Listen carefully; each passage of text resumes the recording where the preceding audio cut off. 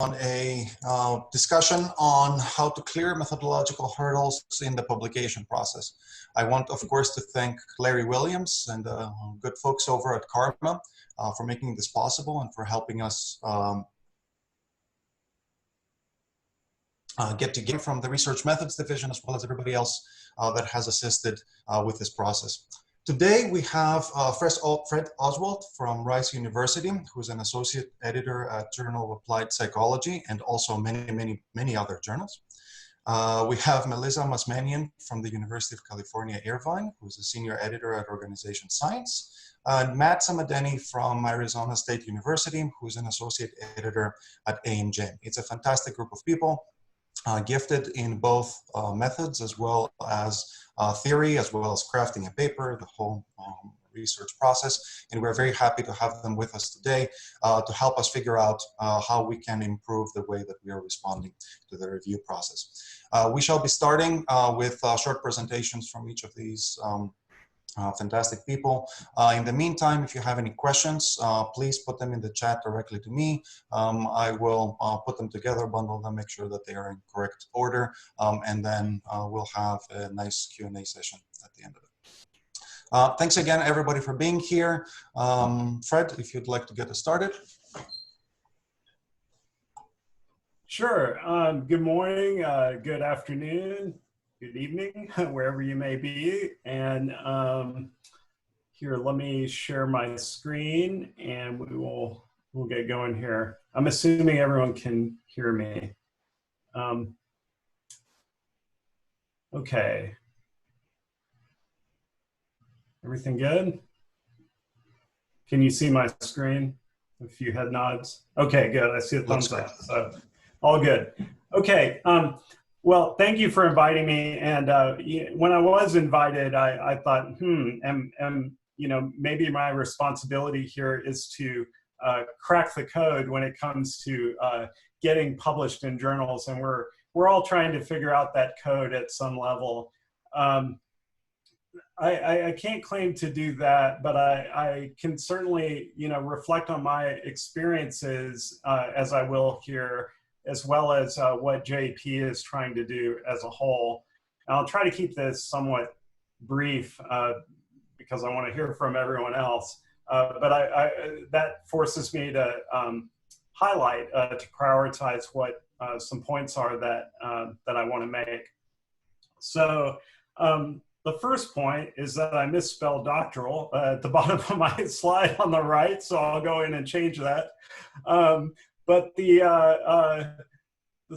second point, let's see, I can't get these slides to advance.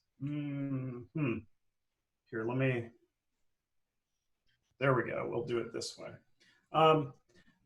So what I'll do is I'll paint a broad brush about how we educate ourselves with methods, and then I'll focus on JP's guidelines. So in my admittedly rapid thinking about this, putting the other slides, I thought about all the sources of information we tap when we incorporate methods into our research. So certainly I go back to my graduate education. I don't often dust off my notes, but I go into my dusty brain and think about ways that I was imprinted by my classes, my advisors, and even my inspiring classmates that were doing interesting things, were engaged in projects, and you kind of have that imprint of what you learned. But at the same time, you do have to learn new tricks. You can't just stay in your graduate education. You have to continue to stretch. Personally, I find that's what's so great about our jobs is we're constantly getting to stretch methods and otherwise, going into new areas, allowing ourselves to take some risks and be uncomfortable. But also learn from each other and reach that comfort zone where we're making real advances by taking those risks. So workshops and webinars, kind of like this, but Karma obviously offers much more intensive one-on-one, topic-specific instruction, pretty individualized. You can ask questions and that kind of thing. Then we also get online and look for wisdom there. There's some great resources now across almost any method you wish. We turn to role models and typical practice, and this is where I think every researcher, particularly in your early career, you're thinking about, well, how do I balance the prescription that is offered by a role model who is an authority in the field or viewed as an authority, or journals, right? How do I balance that with what I want to do?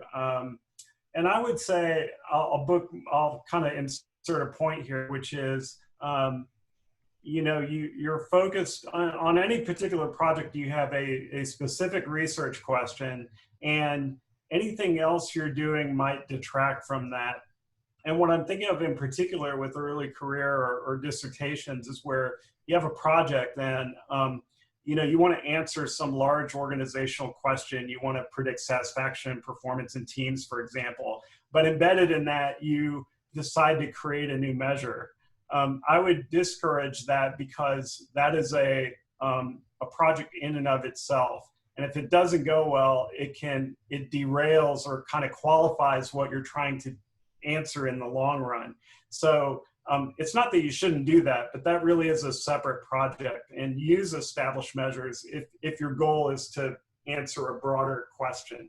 So that's maybe a general methods point where you can stretch and take risks within particular projects in different ways, conceptually and methods wise. But measurement is typically a separate project, and there are role models for that as well.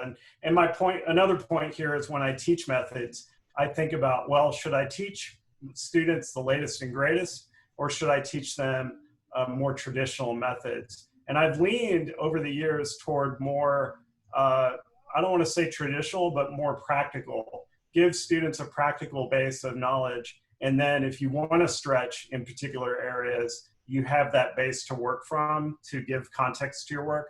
And then you can, the latest and greatest may not always stick. So I kind of work on the foundations first, and you should too as an early researcher, and then move forward. Finally, in addition to typical practice and role models, we have editorial recommendations and policies. And that's where I'll quickly go over what JAP has been doing before I yield the floor.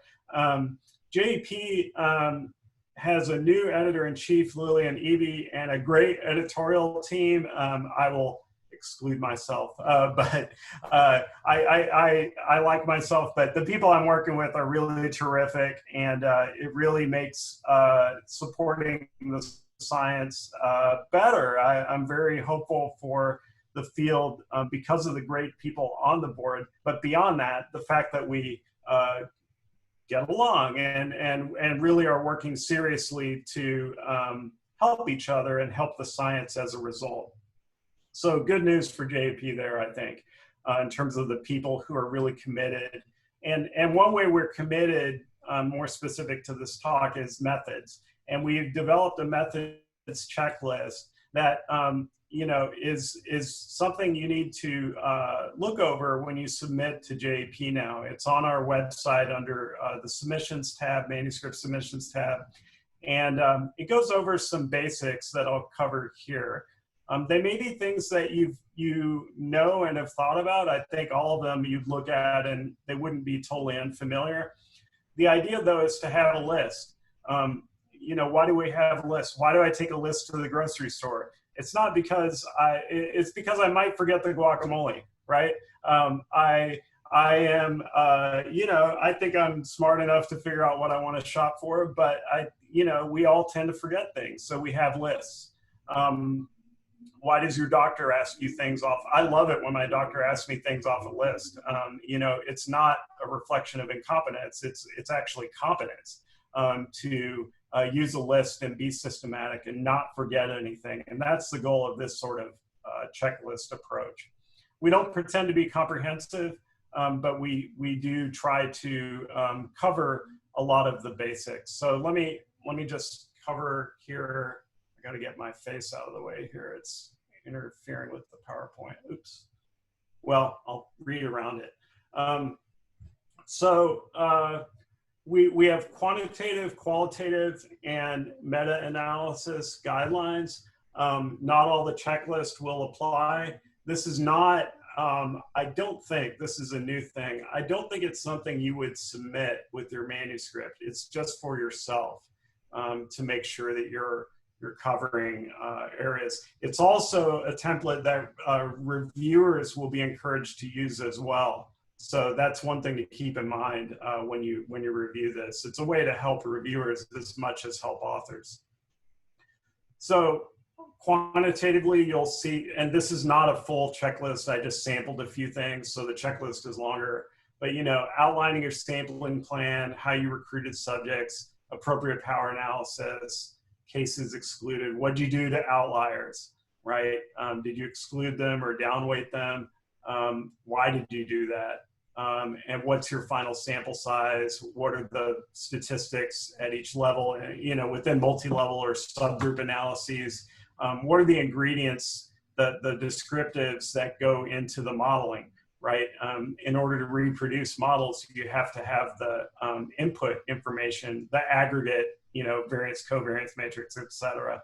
So provide that stuff. It might be supplementary, it might be put on OSF in the spirit of open science to share that, but the goal is for everyone to be more thorough. It's not a policing mechanism. I guess I should say that explicitly. It's a way to improve your own research and to improve reviewers' work. It is not a policing mechanism. We're not going to audit you on the basis of this checklist. It's just to improve your work. Same goes here for meta-analysis. Typically in IO psychology, we're using the Schmidt-Hunter method, but be specific about how you're doing that, right? You can use psychometric artifacts in different ways. You can use artifact distributions. You can correct individual effects, et cetera. So just be explicit about your approach. Include the corrected and uncorrected so we can see what the differences are when you apply corrections, things like that. And again, this is just a sample. There are more points to look at later. Qualitative, we probably need to expand the specifics a little more as we move along, to be honest. But we did provide some useful and very current citations, and then the JARS guidelines through APA, which is Journal Article Reporting Standards. That's what JARS stands for. And if you go in there, there's some really good information, not just for qualitative, but for quantitative and for mixed methods. So that's the checklist. The goal is to raise all boats, provide guidance, but still you get to have your style, your approach to doing methods. The goal is to learn from each other. It serves an educative function. And we hope to make not only your work better, but our work better, the way we communicate to each other and the way we do our science, which sounds pretty ambitious, and abstract, but we're keeping it real in a sense by having this checklist, by really doing things, right, where the rubber meets the road, where you're doing your work. So we hope to improve the checklist. This is version 0.1, and we'll move to subsequent versions later with your input, not just ours. So we welcome your input. And I put the JARS website there for future reference because there's a lot of additional information beyond the JAP checklist about APA guidelines and ways to write methods sections given your type of research. There's some FAQs there, so you might want to peruse that. That's all I got. I look forward to the conversation, and you can always please reach out to talk about JAP or methods in general. So thanks a lot. Thank you very much, Fred. Next up is Melissa. Hello, everyone. I'm going to try and share my slides here. Let's make sure that Zoom works for us. I hope everyone is doing well this morning. Okay.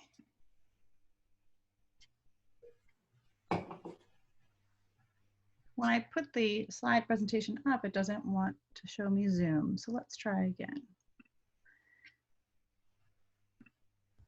We're going to try it this way. So you're seeing, I think, my slides themselves, but not the slideshow. We do this. Can you see the slideshow? Wonderful. Okay. Well, good morning, everyone. I wish I could see faces. I still feel the need to say that, even though we've been having these kind of Zoom meetings for several months now, but it would be lovely to see everybody's faces in a room together. Hopefully that will happen again someday. So I'm Melissa Mazmanian. I'm a senior editor at Organization Science. And because I have myself had a long career in qualitative data, I do organizational ethnography and interview studies and so forth, but I really have only really worked myself in inductive qualitative data. So the vast majority of papers I get at Org Science are coming from that tradition. And so I decided to speak only about that because I really only truly know about the publication process and the methodological hurdles of qualitative data. So the first thing I always like to start off with, anyone out there who thinks that they want to be a qualitative scholar, you are facing one fundamental problem and challenge that all qualitative people face. If you stop and think about a paper that you really love, like think about a qualitative paper out there that has kind of really changed your thinking, or something you think, I could do that, that looks compelling, that looks doable, that looks like the storyline is so rich and it kind of fits itself into the literature, and the data really tells the story for me. Like, I want to be that kind of scholar. I will tell you the one problem with that paper. You ready? It made it look easy. So the problem with great qualitative published articles is that everything fits together so seamlessly that you almost can't imagine the story being told a different way. Like, of course that's a theorized story. Of course that's the literature it's speaking to. And of course that kind of rich qualitative data is speaking to that story in a way that feels, I mean, basically inevitable. And of course, anyone who's ever tried to write a qualitative paper realizes that it is absolutely not, the only way that they could have written that paper, and that there's a lot of work and effort and trying and retrying and revising to create that theorized storyline that feels so inevitable. So I just want to put that out there as a word of warning, because I do love qualitative work. I do it myself, but it's absolutely not as easy as it looks. And I think that's true with all great papers, to be honest, but there's something about the narrative version of qualitative work that's more narratized, sounds more like storytelling, even though it's a very theorized form of storytelling, that I think further hides the work that went in to crafting that storyline than some other kind of methods. Okay, so in my opinion, this is what I think a paper needs to be published. Good data, clear methods and analysis, compelling theory, and then these others I don't talk about as much this morning because we don't have that much time, but it contributes to a scholarly line of thinking, has implications that are exciting, that people feel like they're learning something and learning something new and something that's worth learning, not just one more little thing. And then this lovely alignment between the research question, the framing of the question in the current literature, the findings that the author puts forth with their data, and implications of the whole thing. And that sounds really straightforward. But of course, if you've tried, it's really not. But I'm going to try and break down a little bit about, in my mind, what do we mean by good data, clear methods, and compelling theory. And hopefully that'll begin to kind of unpack these words. So what is good data for a qualitative paper? Well, the first thing is that it has rich description, because really not the only, but one of the key benefits of being a qualitative scholar or relying on qualitative data is that you are out there really being able to give the rich moments from the field work. And that's what other data, although it has really great purposes and can tell us different kinds of stories, can't do. So rich description means you're really bringing in the key moments, really lovely illustrative quotes, observations that feel like you're zooming your reader right there into the field so they can see why what you're saying is valid, because they too are seeing the observation through your eyes. So that these rich description illustrate and bring to life the elements of the storyline that you are crafting. And I keep calling it a theorized narrative or a theorized storyline, because of course these data just don't speak for themselves. It's your job to put the data into a theory that is both of the data and then something beyond the data, and we'll get to that. Enough perspectives. So one of the things that we do sometimes, I do sometimes face in manuscripts that come to org science, is that for however you're doing this, you have to have multiple perspectives. And you want to triangulate whenever possible. And by this, I mean, let's say you're doing a process theory. You would like to talk about something that happens over time. Well, you really need data from different points in time. If you want to do something that's a more variance idea of what is this group or that group, or how do different groups compare, you're going to need perspectives from different groups. You're going to need some sort of N that is different than the N in quantitative data. It could be multiple people that you've spoken with, could be multiple people over multiple points in time. It could be different kinds of data. So it could be that you've spoken to people and then you've observed them and you're seeing a disconnect between what they say and what they do. Super interesting. So thinking about what are the leverage in the data you have in terms of different perspectives. And I don't mean perspectives in different people's perspective, but your different perspective on the phenomena. So enough, the idea of what an N is slightly different in qualitative data, but in this case, I would say a big enough N that you can tell a rich story. And then this is the one that actually gets people in trouble the most. And that is a match between your research question and the kind of data you actually have. So one of the things I actually I've probably written in reviews more often than anything is that it's very hard to tell a process story, meaning something that happens over time, when you've done a bunch of interviews at point time t+1, and you're trying to say what happened between t and t+1. Because everybody you're talking to is at t+1. And we all know that memories are horribly poor. So you can tell a retrospective story or a sense-making story or a story about how people, account for what happened. But you absolutely cannot tell a process story because you don't actually know what happened unless you've been able to interview people throughout time or watch a process evolve or something that gives you data of those moments in time. So if you have retrospective data, as in people recalling what happened, you have to tell some sort of retrospective story. If you have longitudinal data, then you can tell a process story. And if you have true multiple data points, as in different perspectives and different groups of what happened or different locations of where something happened, you can tell a variant story. This sounds like it makes a lot of sense, but I will tell you that the matching here, it's very tempting for people to take interview data and try and tell a story that they're unable to tell. Like, these are the, this is how something evolves over time because a bunch of people told me so. And that can be really tricky. So these are kind of the basics of what are good data in qualitative work. This is actually the smallest, shortest slide I have. And I think the one that trips people up, because we get very concerned about how to analyze qualitative data and how to describe it. And I think that can feel very overwhelming to people. I'm going to give you one very clear tip. And the hint was in the word clear. All you have to do to analyze qualitative data in a way and write it up in a way that's going to work in a journal publication is be incredibly clear. I, as a reader, should never have to wonder what you did to come up with the insights that you have. It sounds like a straightforward piece of advice. It's really not obvious a lot of times. Either people hide themselves in these elaborate tables like a Goya table, and I actually think the Goya tables are lovely, but they become a de facto way. As long as I put everything in a table, then I'm done. And they're actually very hard to parse.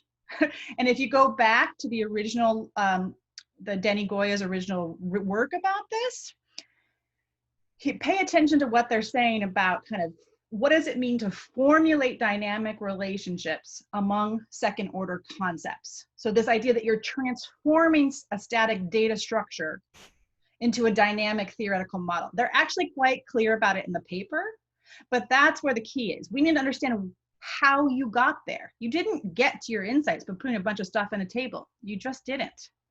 So we need to know, what did you do? And how did your insights emerge from what you did? So you can think of this as a sub-story within the bigger story. So tell the story of what you did and how you came to your conclusions. That's it. And it does not have to be a Goya table. I've actually never put a Goya table in any of my published qualitative papers. Not because they're not, again, not because there's a problem with those tables, because you don't need them. So, and data analysis is not the same as theorizing, right? So here you're helping your reader understand exactly what steps you took to develop your theory. But it's still on you to develop the theory. And one of the things I talk with students a lot about is, I think for quantitative work, much of the artfulness comes into the research design. If you're writing a survey, if you are doing an experiment, so much of the artfulness comes in, what is that elegantly written survey? I've tried, it's very, very hard. What is that perfectly designed experiment? Incredibly hard. But that's where the artfulness comes in. And I do believe there's artfulness after those moments, but that's really the key moment of research design. If you've messed up your survey or your experiment, you're really just starting over. With qualitative work, the design is much more inductive and fluid, and oh, that person seemed interesting, I'm going to go talk to them, or oh, I'm going to follow my nose on this piece or that piece. And then you've got all this messy data, and the artfulness comes into the theorization of that data. What is the fundamental storyline that is both of these data, so that when I'm telling my story, I can give you that rich description, those multiple points of view, and you can be like, oh yeah, I get it. I get where that story doesn't feel like it's, quote, made up, because it's totally grounded in these data. But it's also beyond the data. And that I mean that the story is your explanation of what happened. That explanation does not come from putting things in a table. It does not come from doing a word search of any time anyone said the word power. It comes from you were the one who was there. So you have some emerging insights into why things are working the way they're working. How are they unfolding? Then you have to hone that storyline in yourself and then properly explain it. It's very, very tricky. So it has to be backed by data, but is beyond the data. It has to be interesting. There has to be something fundamentally intuitive and new and like, oh, I hadn't thought about it that way. And it has to relate to current streams of thought. And there's multiple storylines in any large qualitative data set. So it's your job to figure out, flesh out, and tell a compelling story. And I will say the biggest problems in manuscripts that are being submitted are that either that storyline isn't well thought through. It's like, here's a bunch of data, and then they drop the mic and they're out. And you're like, well, how do I make sense of this? What does this mean? What am I supposed to take from this? Or the other problem, which is people have a very abstracted theory with not enough data to really show me where that theory came from and how it's grounded in. So those two extremes can be the real problem. And your theory depends on both your data. Obviously, it's not you've read it, you've looked at it, you've coded it, you're thinking about it, you've maybe made different tables, but somewhere in that inductive theorizing, you're coming up with an idea of what's happening. Also, your theory can depend on a puzzle from the field, something people don't know before. You can go back to scholarship, and this is where the iteration comes in and go, what are people talking about that could be contribution to a certain line of thinking? Personally, my theories have always come from a moment in the field where I think, what the hell is going on here? Like, that's it. And sometimes I don't even realize that's going to be the theoretical insight that's going to lead to a published paper. But looking back, it always does. So there's some moment where I'm not understanding what's going on in the field, and that over time fleshes out into being an interesting theory. I usually tend to theorize first and attach to the literature second, but it doesn't always have to be that way. I think I'm running out of time here, so I'm going to go really quickly and just tell you that the compelling theory is the tricky part. This I'll give you my slides later, so I won't go into all of these. But Siobhan O'Mahony, a friend of mine, once gave a talk where she talked about these 3 avenues for theorizing. And I asked her if I could use this slide, and I added to it a little bit. But there's process theories, there's variance theories, and there's mechanism theories. And thinking through what kind of story do I want to tell? Do I have the data to tell it? Remember that. And kind of what kind of research question fits with these different theories is going to be really helpful. Exciting implications. This is the last thing. You wouldn't be doing this work if you didn't think it was interesting. I hope. Like, if you didn't think that there was something here worth telling the world, or some sort of story that is worth spending all those hours writing it up, you wouldn't be doing this. But so often we forget to articulate why something is interesting, right? So it's on you to articulate the significance of your work. That doesn't just come, like, everybody else who picks up your paper might not quite get it, but you do. So your implications, I believe, are always there, but they're oftentimes hidden, and it's your job to bring them out. And explain the consequences of your insights. So how does your contribution, how does what you're bringing to the field help all of us, right? So I got great advice early on from an editor saying, you have to tell me, what can future scholars do differently? Because they've read your paper, because you've brought this contribution, this theoretical insight to the world, what can they now do differently? And you can think about it and be like, oh, well, if they get this, then they'll be able to look at something from this perspective. They'll be able to add this new, variable into their theorizing. They'll be able to, recognize something new that will change their theorizing or their thinking. So it's your job to articulate that. And I have some possible moves here of how you actually frame some of these stuffs in terms of your exciting implication in relation to the current streams of scholarly thought that you're thinking about. And my last slide is the challenges for qualitative research are messy data. It's inherently messy. You will always, as a qualitative scholar, be like, damn, I wish I'd asked that question or had that one more interview or gone back that one more point in time. It's inevitable, but you're going to have messy data. Inductive methods are tricky because, as I said, the artfulness is trying to induce from that messy data what's interesting here and how something is working. Why is something happening? Not sure which storyline to pursue. You might have to try more than one. The worst is when you think you know what's going on and you don't have the data to back it up. That's the one that's heartbreaking. And you either got to go collect more data or change your storyline. If you feel like your storyline doesn't fit a current line of thinking, that's a tricky one. But that's where also you can think broadly and think about, I wrote a paper recently where I really, really loved some of the research in critical accounting and kind of questioning the role of numbers in organization. And I really thought I would frame this paper in that research. And then I had to realize that all I wanted to say to those people was, you're right. That's not enough. I couldn't frame a paper to be like, look at all this lovely literature. And they're right. And my data shows that too. It just wasn't a compelling, interaction with the current scholarship. So I actually had to find a different line of scholarship and say, you guys aren't quite right, but it would be really helpful if you brought in this critical accounting stuff, right? And so we really had to rethink that. Unclear if anyone cares. People will care, but you have to articulate it. That's your job. Too many moving parts. This is always my problem. You've got rich data, you've got rich understanding, you've got a rich theory of what's happening, and it's just too much. So that's just going to take practice and rewriting to kind of move, to narrow down your moving parts. And this is the slide that you really want to hear, and it really is my last slide. What do you generally need to get an R&R? You need the good data.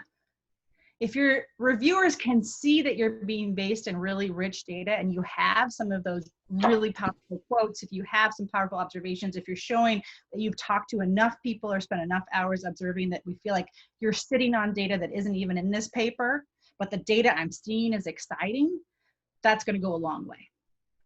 A match between your emerging theoretical story and the data you have. I'm saying this emerging theoretical story because it's pretty darn clear that your theoretical story is probably going to refine, evolve, or maybe even change quite dramatically in the revision process. and that's okay. But we can begin to see that you're getting that storyline and that data is a good match. Clear methods. Reviewers are excited both about the data and the possible theoretical contribution. If I hear reviewers saying, I'm excited, it's going to go a long way to getting an article. And there you go. That's all. I'll stop here and answer questions later. Thank you. All right. Hi, Abate. Thank you so much, Melissa.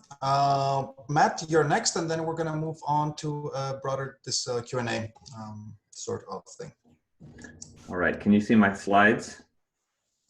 Yes. Okay, wonderful. I need to apologize at the outset because I'm having my roof redone, and they started last Friday, but they're still doing it, and as luck would have it, they're doing it right outside this room. So if it sounds like I'm in a bunker in a war zone and you hear this, those are just nails. That is not gunfire. So I don't want you to worry about that. I am so happy to be here today. I particularly appreciate the opportunity to present with Fred and Melissa. Have learned a lot from their insights, and hopefully we'll have the chance here to build on this. So let's just jump right in. What I want to talk to you about first is something that lies about 120 miles north of where I am right now, north of Phoenix, Tempe area. And this is the Barringer Crater. And you're thinking, oh my goodness, it's so early in the morning. Why is he talking about craters?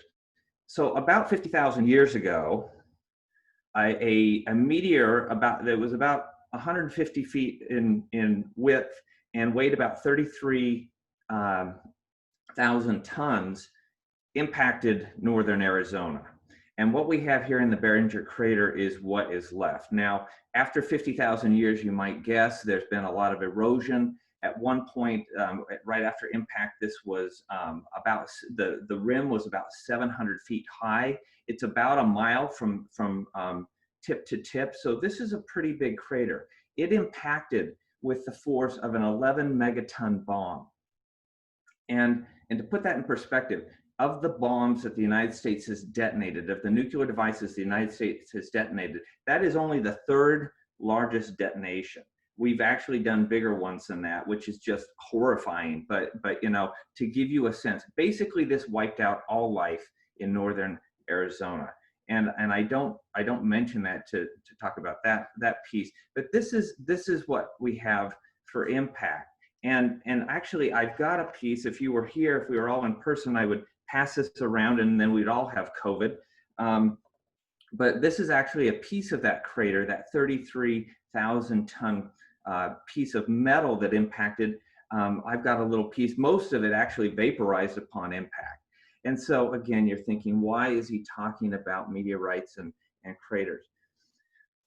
Every year, about 6,100 meteorites make it through the atmosphere and actually impact the Earth. That means that today, about 17 meteorites will make landfall or will impact the Earth at some point. But we won't hear about any of them. We will not hear about it. Now, why is that? It's because most of them fall into the ocean. The Earth is covered with these oceans, and they'll fall into the ocean and disappear under the waves. Some of them will make landfall, but won't fall in populated areas. Every now and again, one hits in a populated area. But I just wanted to contrast these two things in terms of impact. We'll have those 17 meteorites today. We'll have the 6,100 this year, but they won't have the same impact. So what we're really, sometimes we get into this mindset where we're trying to generate publications, but in truth, what we're trying to do is generate impact. And those 6,100, they just don't make much impact. And so the thrust of a lot of what I want to talk about here today is about generating impact. And I appreciate the words that Fred and Melissa have mentioned about this and how do we make this impact.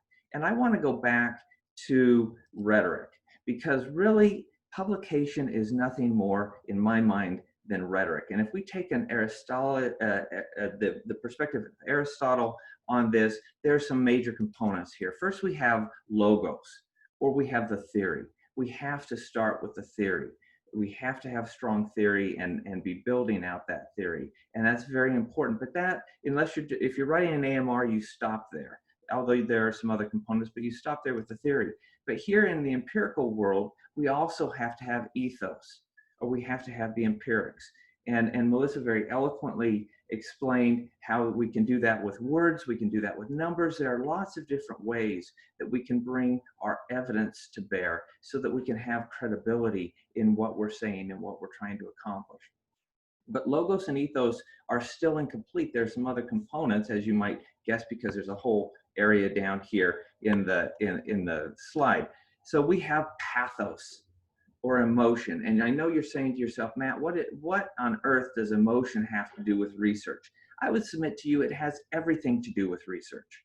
It has everything to do with research, because as I'm reading your theory, as I'm looking at your evidence, I am having an emotional response. And I think that is, Melissa touched upon that am I confused? Am I enraged? Am I bored? I am having an emotional reaction to what you are saying. And this is so important. We think that all we're doing is here with theory, all we're doing is here with the evidence, but that is wrong. We need this emotional connection to the research. And that's why I love, Melissa, you said, I'm excited. That's true. When the reviewers say they're excited, you have generated an emotion in them that allows them to get over the theoretical gaps, that allows them to see beyond some of the credibility issues you have, and allow you to patch those holes. And you get the R&R, and you get the second bite at the apple, if you will. All three of these interact in a very important way when we're trying to make impact. And we're trying to have this. There is one other of this triumvirate.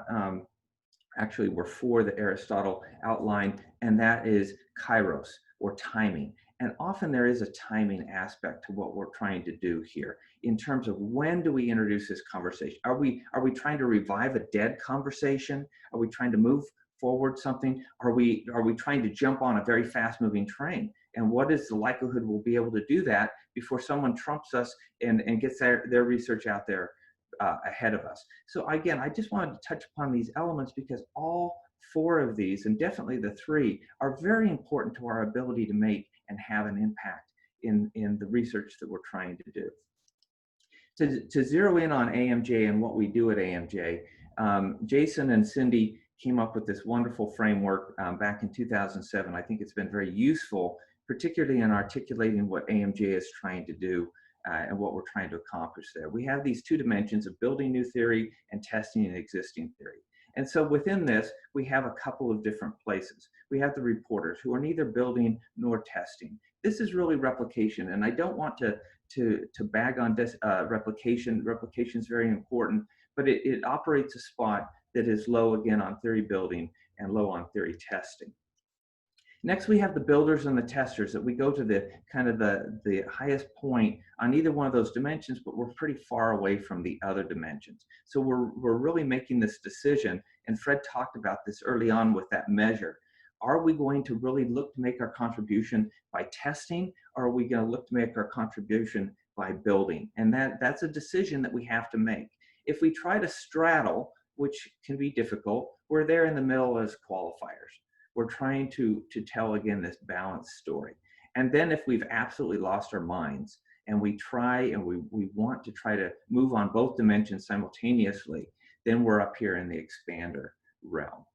And what we're trying to do at AMJ, really the focus we have at AMJ is to try to be roughly in this area, definitely, to the north of that line. And so really, as you submit your I guess the takeaway from this slide is, as you submit to a journal, you really need to know what is the thrust of that journal. And because AMJ has kind of a specialized mission where you need to move both on theory and empirics, it's important to know that. So I want to talk just a few minutes here about some common methods issues. And Fred, I love the checklist. What I see in that checklist is a way to avoid unforced errors. There are some errors that reviewers make, and I get these manuscripts and I think, they didn't have to do it that way. And sometimes people look at methods is kind of, I'm going to tip my hand. I'm going to show you just enough cards for you to let me through, but I'm not going to show you everything because you'll tear me apart. And it really is, again, the reviewers have an emotional reaction to that. What is that emotional reaction? You're trying to pull the wool over my eyes. Sometimes because you're using a very esoteric theory or a method to try to accomplish this. And I do want to give a hat tip to my colleague, Andrew Knight. He and I had a conversation about some of these, and he presented many of these in a recent PDW that we did at AMJ. So I'll jump right in the interest of time to a couple of these. First, many theories, but few measures. And then we see this in the macro world a lot. You get a paper and they're citing a bunch of theories: transaction cost economics, resource-based view, upper echelons theory, behavioral theory of the firm, if you're wondering what that alphabet soup is. They're citing all these literatures, but then when you get to the methods, you're really using only measures from the behavioral theory of the firm, which is relatively similar to the upper echelons perspective. They do share some overlap, but it's pretty distant from transaction cost economics and the resource-based view. And so the reviewers, and the problem you run into is you're probably going to get a transaction cost reviewer. You're probably going to get a resource-based view reviewer. And they're going to say, my measures are not here. You're not actually testing this. Reject. And let's get rid of this paper. So just make sure that the theories that you're citing up front are being matched by the methods in the back. Another big one. You talk about a dynamic theory, but the measures are very static. This is a change over time. Individuals are changing. Organizations are changing. There's competition. Almost everything having to do with competition is dynamic. But yet you get to the methods and it's a cross-sectional design. You can't really talk to me about dynamism if you're doing cross-sections. So we have to be very clear and very, very cautious about that. Next, we talk about actors. Maybe in a lot of the research that I do, it's talking about CEOs or boards or top management teams. But then you use MTurk or undergraduate students or even MBA students to test what you're doing. Why should I believe that this 25-year-old has the same perspective as a CEO of a major multinational corporation? And so it just doesn't match up. Also, the theory relates to an interaction between the players, that they are interacting, that they're having conversations, that there are different things moving here, but you're really only talking to one, or you're only getting the perspective of one. You're only seeing half that conversation then, and you have to be very careful about that, very circumspect.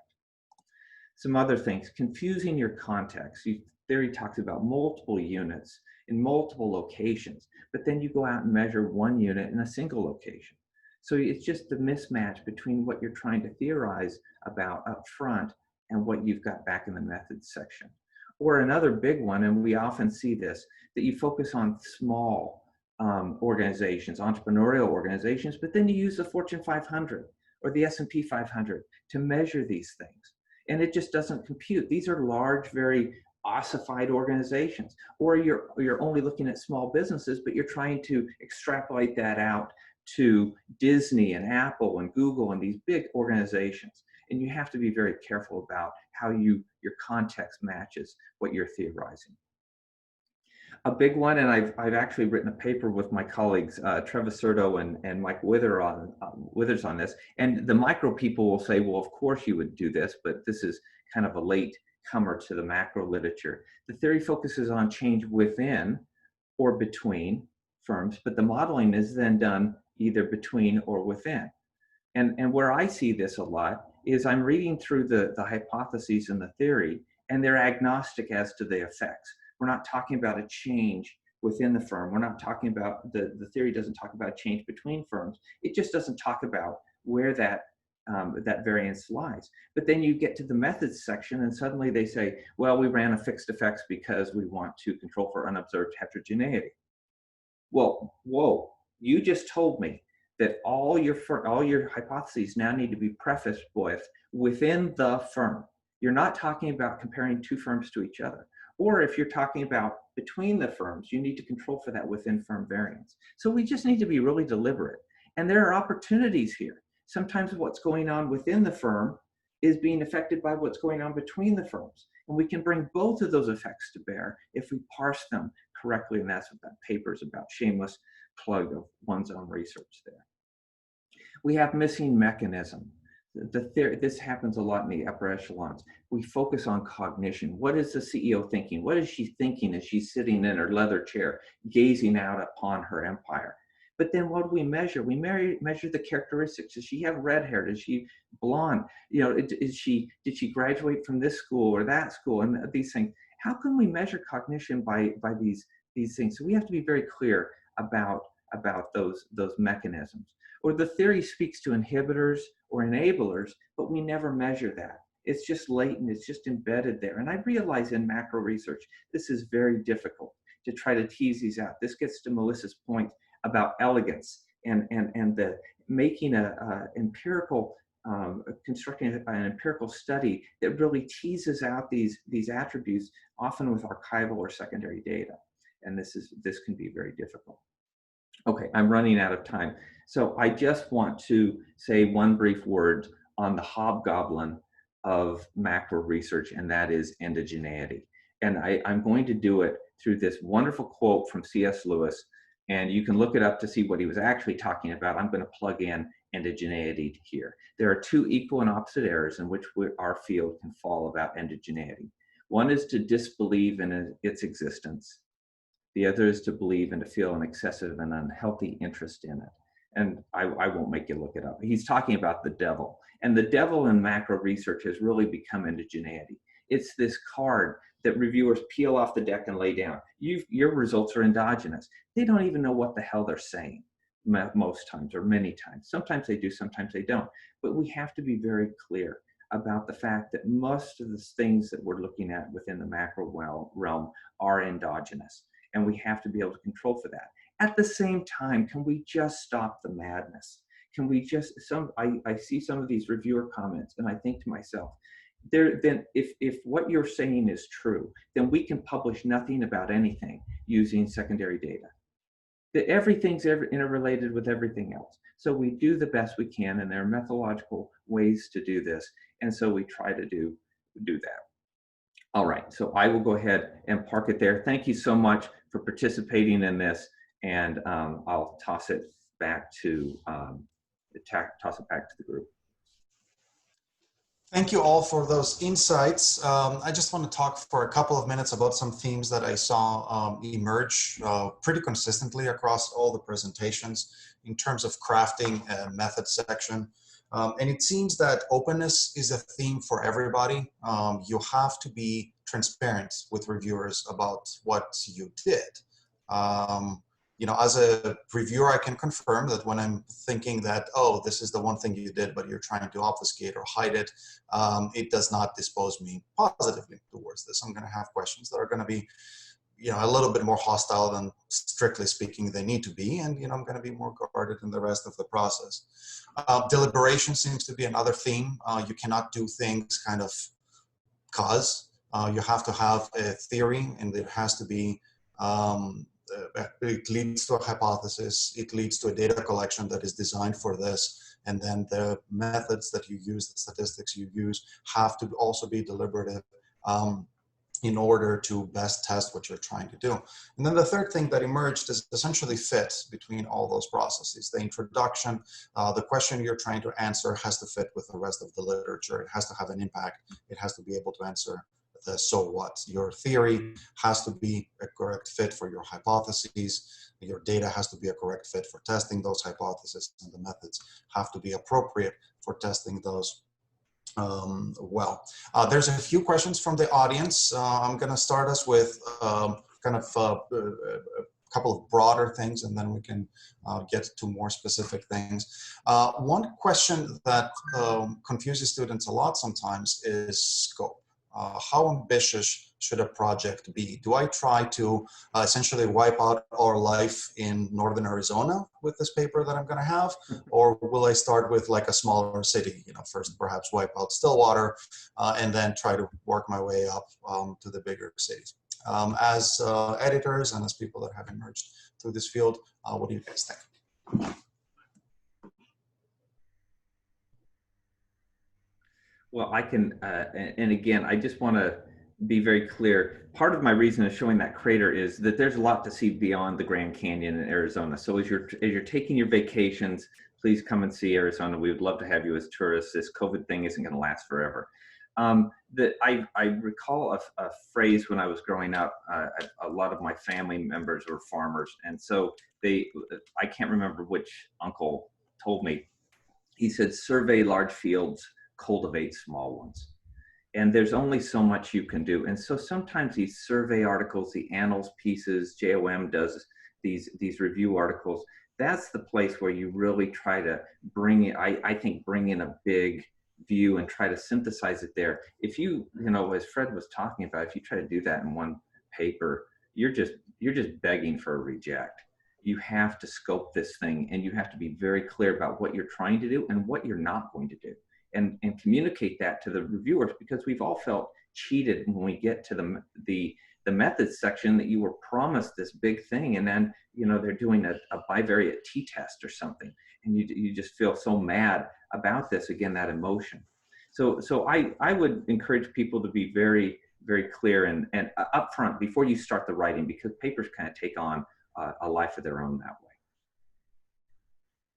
I would add to that and agree and say that one of the things I think that sometimes students struggle with is, what is a good research question?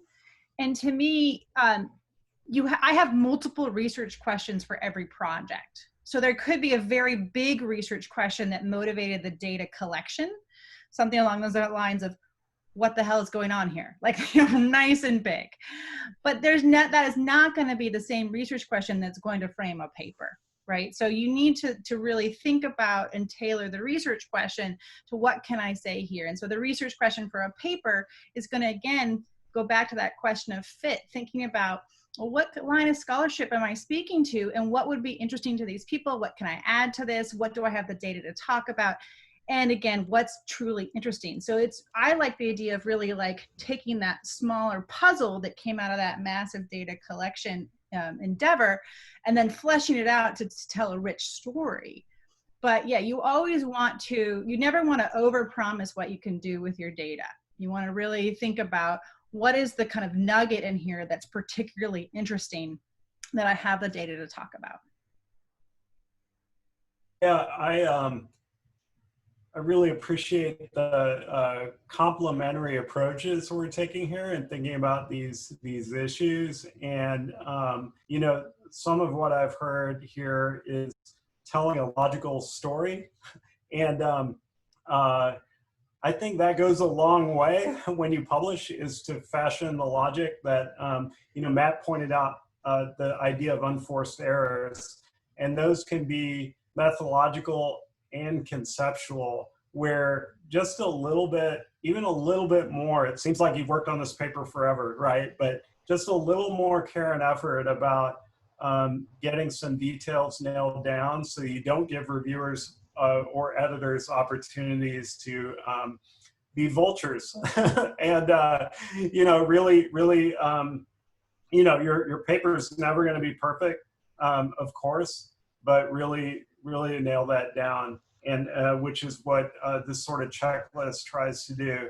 But we're trying to move forward as a field in terms of, as Nico said, about transparency, right? About being open about our methods. But with transparency comes many things. Risk, right? To say that you made mistakes, that you weren't perfect, and you want to get rewarded for that. Also confusion, because our life is messier than our journal articles, it turns out. And we can almost apply qualitative research to ourselves, right? We apply quantitative research to ourselves when we do meta-analyses and try and figure out the field. Well, what about applying qualitative research and really understanding the processes, the conversations, the messiness that we're all going through in our research? And some of that is to be appreciated, allowing it to be what it is in nature, right? Other parts of it are to be clarified and intervened upon, to say, look, there actually are better ways to navigate the research world. or to you know, whatever parts we're talking about. It could be methods, it could be idea generation, it could be collaboration to get work done because many hands make light work, or it's just fun, or you can mentor the future of our science through collaboration. So there are a lot of kind of interconnected parts that I think we're all sensitive to as we talk about this. And, you know, I opened up with a checklist and that's kind of dry, but it is intended to be part of this broader ecosystem. And, you know, from an editor's perspective, I mean, to go back to the practical here about how do I get a paper in, you know, it really is a process. Again, I think it begins with clarity. Clarity alone won't get you published. I mean, right, you need to have ideas that contribute to the field. And one way to indicate that you're contributing is to actually read the scholarship, right? And to indicate the context, right? You can be hyper inductive if you've read nothing, right? And so you need to read. But on the other hand, you don't want to be constrained by your reading, right? That's the problem when we talk about the weight or the freight of theory constraining us. We don't want that either. So there really is a continuum there. I'll say one last thing about theory, and that is, you know, theory is such an abstract term. When we say we have too much theory, I'm not sure what to make of that statement, and it really matters. I think you have to dig into the details. Sometimes not enough theory is a way for a reviewer to say nicely, I'm breaking up with you, right? That it's a way of saying, it's just not clear, I don't understand it, more theory is needed. But it can mean a lot of things, and so you really have to dig into the code behind that. It could mean you need more scholarship. It could mean you have scholarship, but you need more integration. It could mean a lot of things. It could mean you need to have some more deductive approaches, but I suspect it often means you need more logic, and that may or may not mean including more scholarship.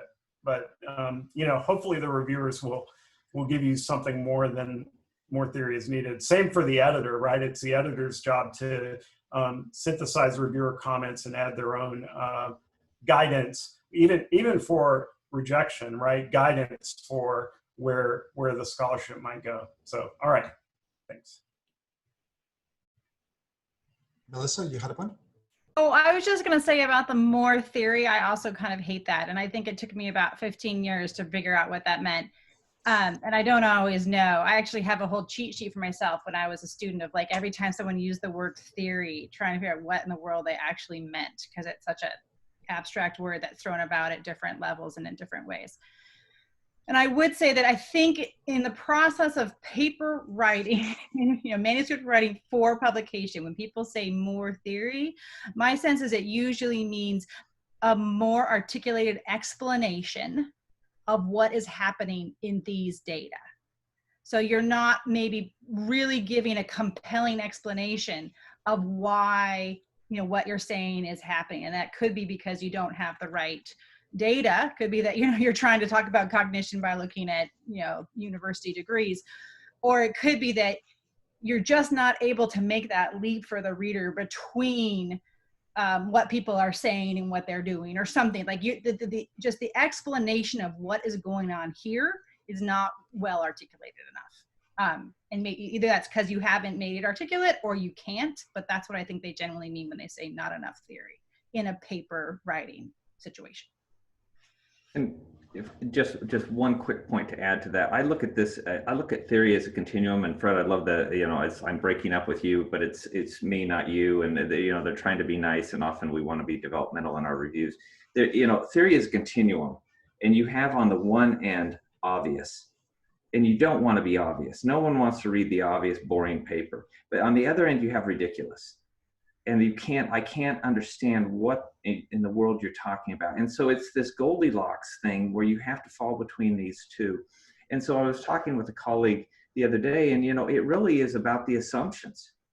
And generally, you're not going to win often if you try to challenge a strongly held assumption, but find those weakly held assumptions out there. The ones that are pretty tenuous. Maybe this is something that is like a weed has taken root in the field, and it really needs to be rethought. We need to think about this differently.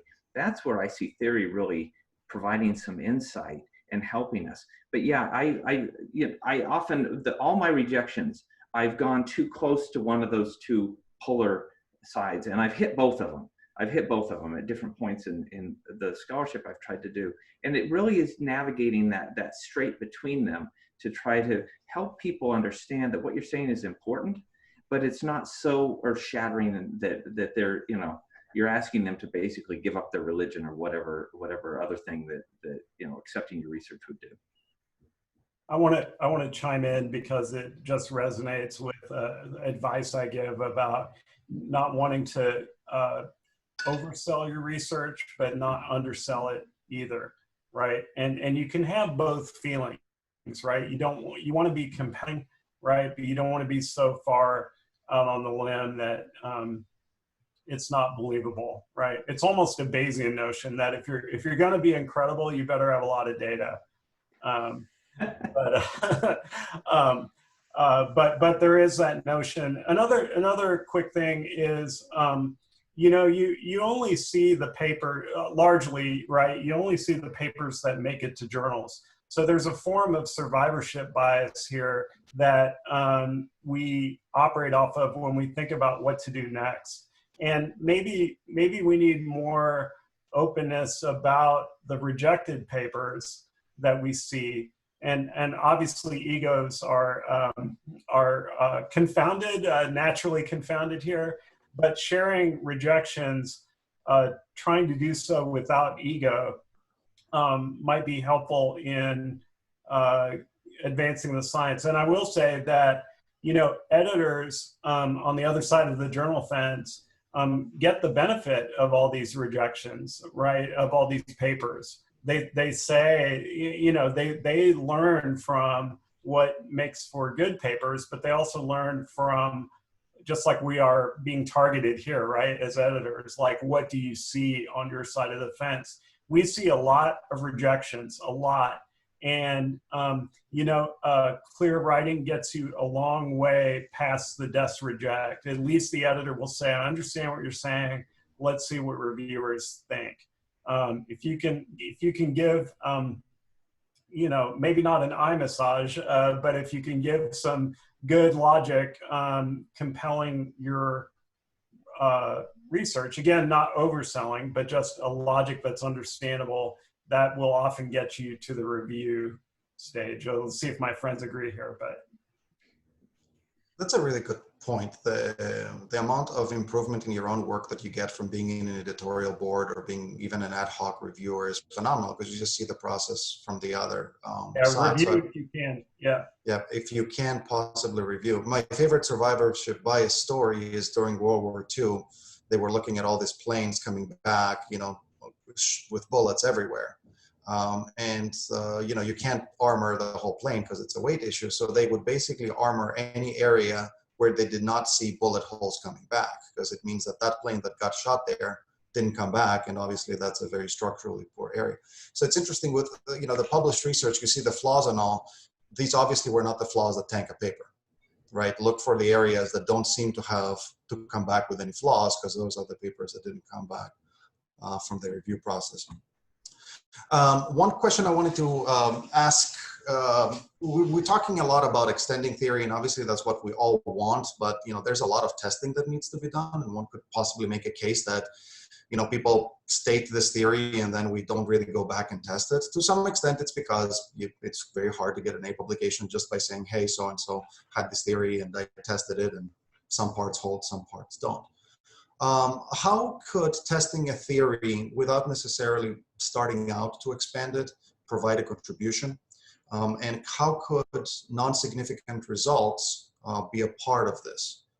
It's not unfair to say that there's probably a little bit of bias against non-significant results. Could we use them to actually do some theory testing that is useful.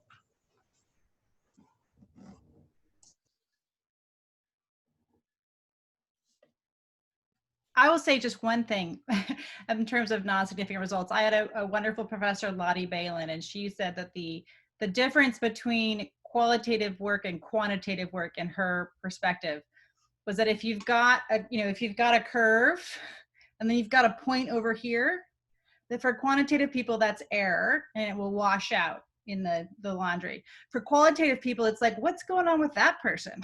Right?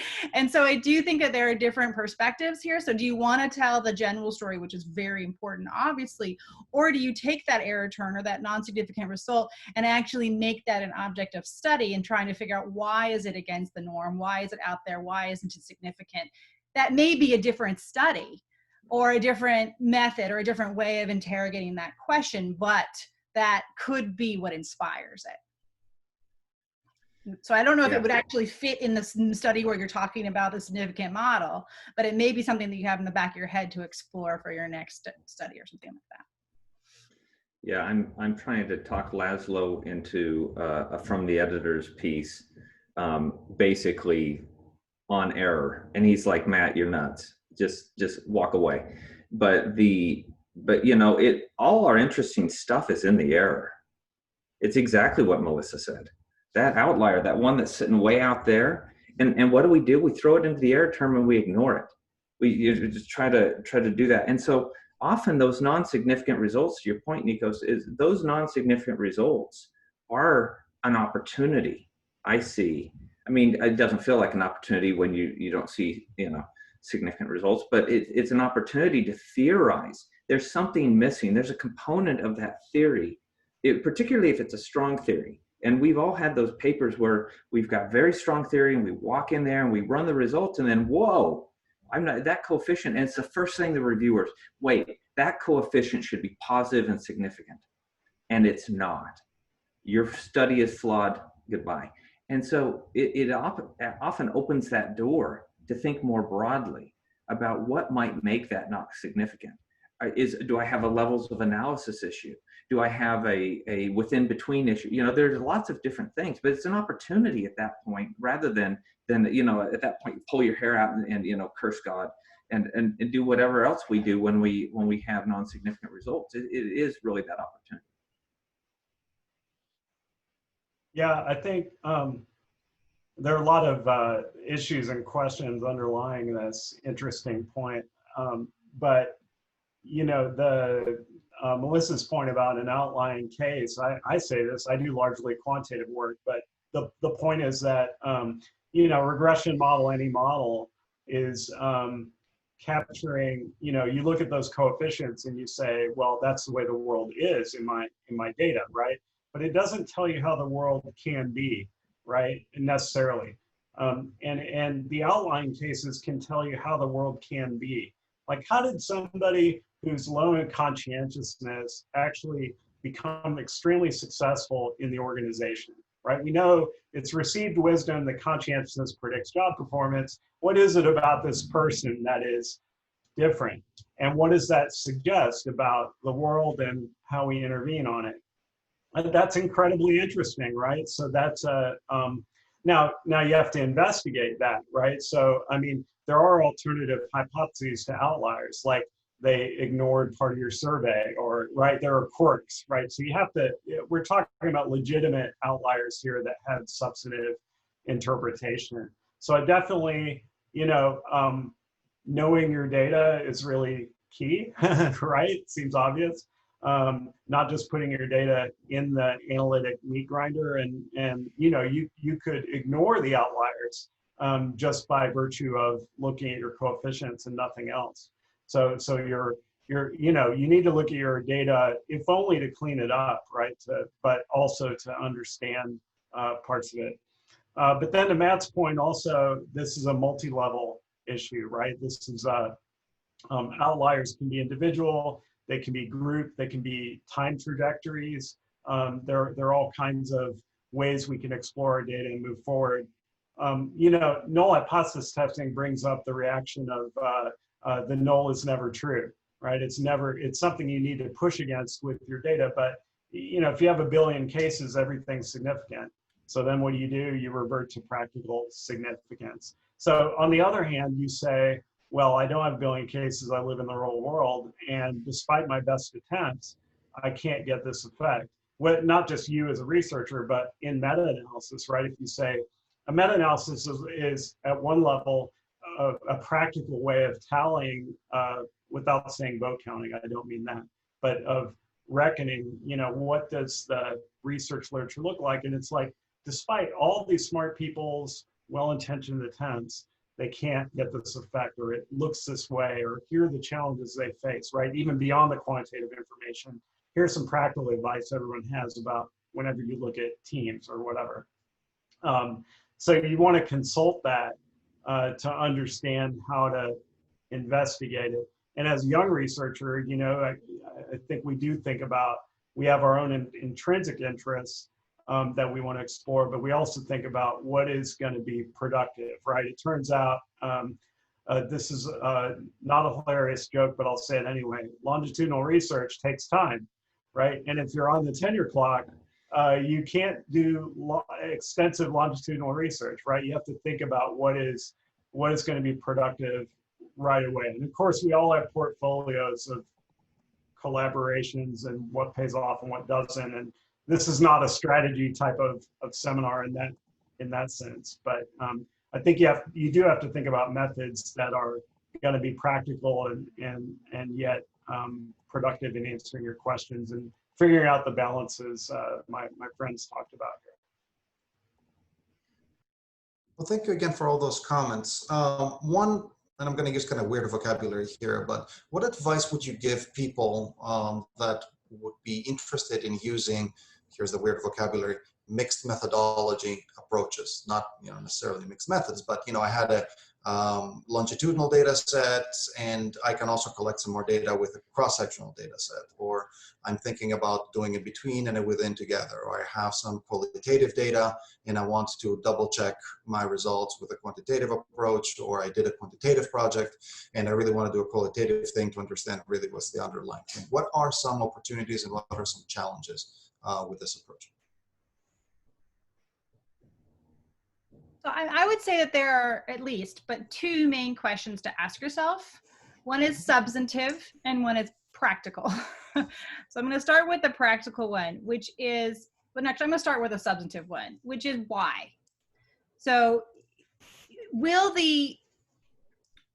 is the story that you want to tell, is what you think is going on here, can you not get at that through the data that you have? Do you need to have, I mean, can you not tell the story without, you know, looking at a broader population or understanding the change over time or talking to people? I mean, so is there something substantive about the theorizing, so which means the storyline of what you think is going on, that you cannot tell? In which case, I do think it can be useful to take a mixed methods approach, or add on to what you already have to try and zero in on a particular aspect, or be able to have the authority to say something that you can't say currently with the data that you have. Of course, you have to be open to being wrong. So never take a mixed method approach to prove your theory, because guess what? People might not say what you want them to say, or a giant survey may not confirm the results you got from a small n.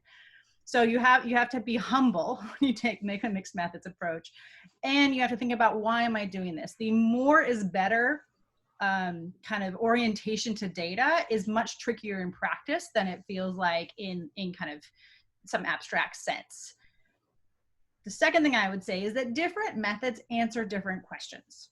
So the idea that you could just say, well, I have question, this is my question, and I'm going to attack that question, I'm going to triangulate from all of these different methods, that are actually substantively certain questions you cannot, I can't ask certain questions as a qualitative scholar, and quant scholars can't answer certain questions that I can ask. They're substantively different. So does your research question actually, can it be addressed through these multiple modes of data, or do you have to change the research question or expand it? And then practically, I would just say, learning a method is really hard. So becoming very good at a method takes time, takes mentorship, takes getting it wrong, takes, and so I am humble about how long it's taken for me to become good at the methods I am good at. I have tried, I mean, I've done experimental studies, I've done survey studies. It's really hard. Like writing a good survey is one of the hardest things out there. I've failed miserably. So I would also say that personally, what I have learned is that I'm really good at what I'm really good at. And if I would like to take a mixed methods approach to something, I'm going to collaborate with someone else who's really good at that. And that could just be my own, like my own inability to become expert in multiple methods, but I would just be humble about it. And sometimes, again, if you have a substantive reason to do a mixed methods approach, think about, is this something I can do by myself? Or would it make more sense to collaborate with someone who is an expert in that method? Yeah, the mixed methods thing is kind of an interesting one, and I just want to, one point that Melissa was making there about using multiple methods and getting the same results. Sometimes in the macro world we see that, okay, now rerun that as a within, rerun that as a between, rerun that as a negative binomial, or this model or that model. If you start getting the same results, you're cooking your data. There's no way that those results should hold across multiple methods. They have different baseline assumptions, and they shouldn't hold. And so yeah, now I'm going to call bull crap on you, and really call you out on that. So we have to be careful, and as reviewers kind of stop the madness there. The one advantage of the mixed method, and I'll give you a very practical example. Many times in the upper echelons literature, we're talking about cognition, as I mentioned before, and we're saying that this group or that group is doing this and that, and what we've got are analyst calls, or we've got some data from this or that, but we don't actually have that mechanism. And so what we can do is we use the one study, and then we say, okay, now we're going to go actually test that with a survey or in a lab study, whatever it is, and actually show that what we say is going on over here is actually going on. And the two, so basically what we're trying to do is buttress the case that of this thing that we can't tell with the archival data. Now we can actually show with some psychometric data over in the side. But to Melissa's point, this is very hard. And I have had very mixed results in trying to do that. Often reviewers will ask for it, and then they'll turn around and slap you when you do it. And so you have to, it is going to be an investment of time and effort to accomplish that. So research is an adventure with multiple angles and parts. You might want to have that multifaceted mixed adventure within a paper. It also happens across papers, right? Collaborations. So I think one benefit of thinking in a mixed way, as has happened to me, my work, I was as a grad student more enthralled with quantitative and measure development, and kind of focused a little more technically before I became broader, more exposed to different methods, and really, Matt was interestingly pointing out philosophical approaches that really are tied to our work. So just broadening thinking over time is that there are multiple approaches to research, and you can think about that for your research program, right? It can get you sometimes as an early career researcher, you think about, well, what is my next idea, right? What am I going to do next? I feel maybe some external pressure, maybe some internal, kind of like writer's block. But if you take anything you've worked on and think about it from a mixed modeling perspective, you then think about different angles. I shouldn't say mixed modeling, but mixed methods. You think about different angles on the same question. And like Matt said, I totally resonate that if you're exactly triangulating, you're either looking at something boring or you've cooked your data. It really just, it hopefully gets at different, a phenomenon in different ways. I kind of shy away from the word triangulating for the reason that they are different approaches with uniquenesses to be respected. But it does get at the phenomenon in different ways. It also makes not only the phenomenon richer, it makes our science richer. It makes us understand that there are unavoidable confounds. Like you may have heard of the phrase, the garden of forking paths, that there are legitimate approaches to take that are many in number, and yet you have to choose one, wondering what the other paths, where the other paths would have taken you, right? So it means that your results are contingent on your decisions as much as the phenomenon you're investigating. And we have to not only live with that, we have to share that to give ourselves an understanding of the research process as much as the phenomenon we're investigating. So it's, it takes all of us to do this. I think Melissa you don't apologize for not being an expert in everything. Instead, you collaborate, and whether that's your own collaborators or the journal is a way to aggregate our research. So we hopefully are moving ahead, though, right, by being more mixed in our approaches.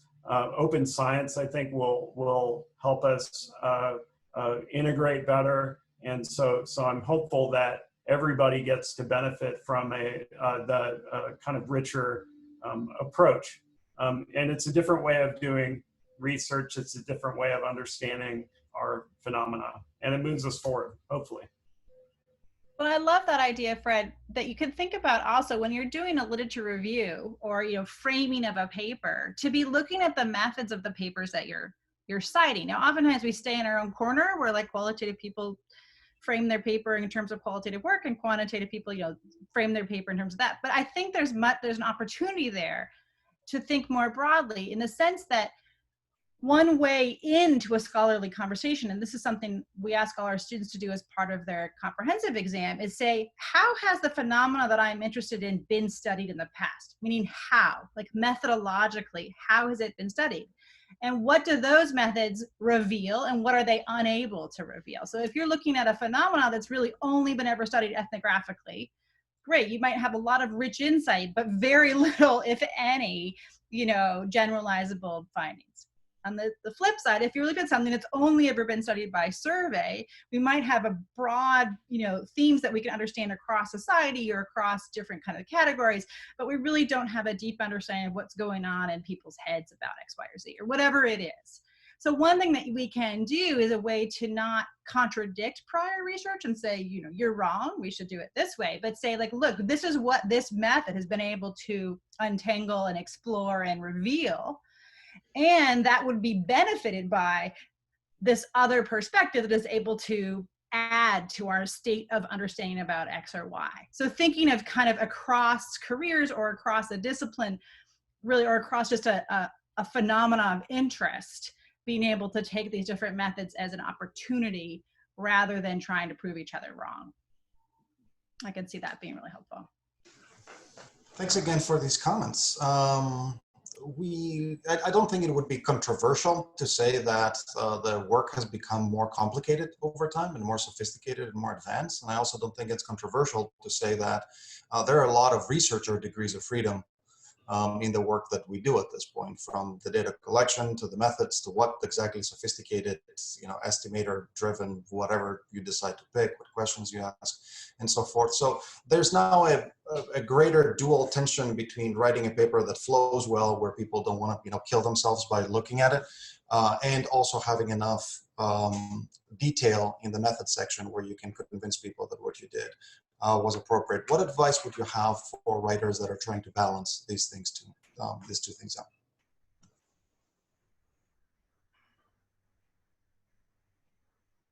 Well, I'll just mention, there was a comment I saw in the chat about robustness checks, and like the indigeneity comment I made earlier, we kind of need to stop the madness on the robustness checks. There is no way we can rule out every single possible. And the one thing I will say, and I see this sometimes in papers, is you've got very weak theory but then you get to the methods section and they flex on the method, and they say, basically, I have ruled out everything, every other possibility. And so you have to accept the fact that this weakly argued theory that I put up front is now acceptable because everything else has been taken off the table. And not only is that kind of annoying, the reviewers almost always reject it. They'll find that little crack and crevice and stick their finger in it and then reject the paper. So we have to be careful. I think that we do need to have some, a measured approach here. And so what, we have these blinders on with our own work, but if you get that friendly review, and I know we all ask our authors to get these, if you get that friendly review and then you ask them and you want them to honestly tell you, what would you say, what criticisms would you lay at this paper? And then you don't just dismiss them away. We kind of are whistling past the graveyard on a number of these things. Oh, the reviewers won't find that. Oh, they're going to find it. If there's a problem there, they will find it. And so ignoring it, you're just begging for that reject. At the same time, you pick those 5 or 6 big other explanations for it. You try to show that they don't hold, and then you move forward. The question was about a page limit, and it's true. Sometimes you see that comment in supplemental analysis available from the authors. Just be ready to back it up, because it's very often the editor and the reviewers will ask for that supplemental analysis, but it's a conversation with them and being able to convince them. I would say 2 other things which add to what Matthew was saying. One is, if you're a quantitative person, you better understand the assumptions and the baseline of how your methods work, right? You don't just plug it in, I think Fred said, to the analysis machine. I mean, you have to, all of the different techniques have different baseline assumptions. The findings are substantively different because of the way that the actual algorithm works, or so forth. You need to truly understand what you're doing, so that when people poke holes, you can say, well, actually, given this baseline assumption, this, that means blah, blah, blah. So really, truly, just don't abdicate to the method, I guess, is what I would say for that. And I think that that's super important. The other thing is, we are allowed to bound our work. We just have to be articulate about it. I think this came up earlier. So we're allowed to say, as Matthew said, these are the biggest, possible alternative explanations, and this is why they don't hold up. And therefore, I'm going to take this one, and it's logically compelling for this reason. You're never saying there that this is the one and only answer, right? You're providing a logical and articulate defense, rather than trying to say that there's no other possible thing. So being able to be artful in the language, where you're avoiding these black and white assertions while still having a strong argument for what you're saying, is going to go a long way, and it's going to be honest about what you are and are not able to do. And I think that the reviewers will respect that. So I would say, just own it. Walk in the front door with what you're able to say and not say, and then try and find a way to do it it's not an apologetic way, but that's a compelling and honest way.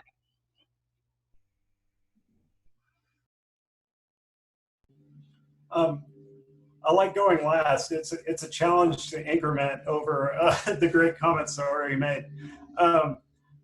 I'll add by saying that it would be interesting to have a session about this sort of language of owning your methods, because there are things you learn about portraying the balance between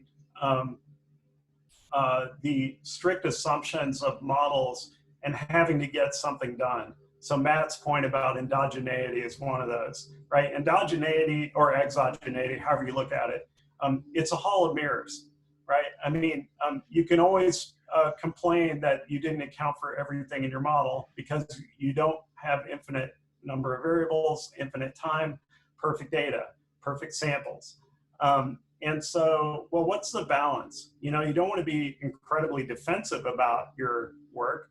You just want to portray it for what it is. And, we do that in various ways. Like we realize there are other contextual effects, and we point to that literature. We may point to other, talk about theories. When you have multiple theories and you're choosing one, you're not choosing others. You might point out the fact that that might yield different insights, is a way to put it. There are lots of these practicalities that we could talk about. Like, why do you, I don't know, I think about confirmatory factor analysis, and when people run that, they'll look at modification indices and then modify their model based on the same data. Well, that's a little bit of monkeying around that we shouldn't be doing. It should be a kind of recommendation either not to do it, or if you do it,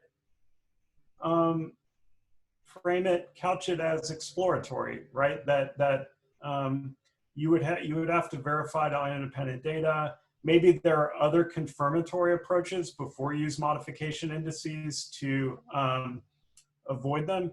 So, like, for example, sometimes a modification index is telling you to correlate the errors between two items that are essentially worded the same, right? In other words, there's a relationship between the items above and beyond the construct, and that's the fact that you ask the same question twice. So a way to avoid the modification index is to delete one of the items, and that's just one example of ways we can. The modification index may have been helpful to target that solution, but again, it's part of a broader research process, and not just to live with, hey, the indices told me to modify the model to make the fit better. I did it. Wow, the model got better. Like, of course it did, because the program told you it would get better. So the point is, going back to the broader point, the point is to figure out what is the practical advice you can give to researchers, that you can, the practical steps you can take with methods, qualitative and quantitative, to make your work better and ultimately more acceptable with the journal. And again, that's kind of a broader session. I'd be happy to participate in it. So I would just also add one small thing, which was a side thing of what Fred said and what Matthew was saying earlier. There is a rhetorical element to a lot of this. And one thing that you can and absolutely should do is, depending on the kind of paper you're trying to write and either the particular venue or the kind of venue that you'd like to publish it in, read the papers that mimic the project of what you're trying to do. Not the topic, not that particular theory, but kind of the nature of the project. What kind of data do I have? What kind of theory kind of storyline am I crafting? Find model papers and read them not for content in some ways, but for style. So what are the phrases that they are using to introduce data in a certain way, or to hedge in a certain way, or to be that line between being forthright and not defensive and not apologetic, right? So thinking through actually looking at papers as rhetorical models is super, super, super important and very helpful. And sometimes I will spend a lot of time with friends being like, okay, so I'm telling this story that's got two different things that are one's a process, like, just can you think of any model papers? And we actually spend a lot of time back and forth about model papers from a stylistic perspective of kind of how does one craft a certain kind of argument given the data and the theory that I'm trying to put forth. Well, thanks again. There was a question about R-square values that are acceptable, but I want to expand that scope.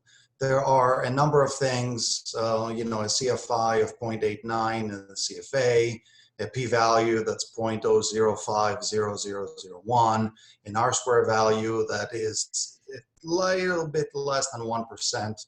How can we do better how can we do better as reviewers? How can we do better as writers when we are faced with some of those boundary conditions that create these knee-jerk reactions? And because Fred made a point about going first, and I realized that there's some unfairness issues there, I will ask Fred to go first, and then followed by Matt, followed by Melissa.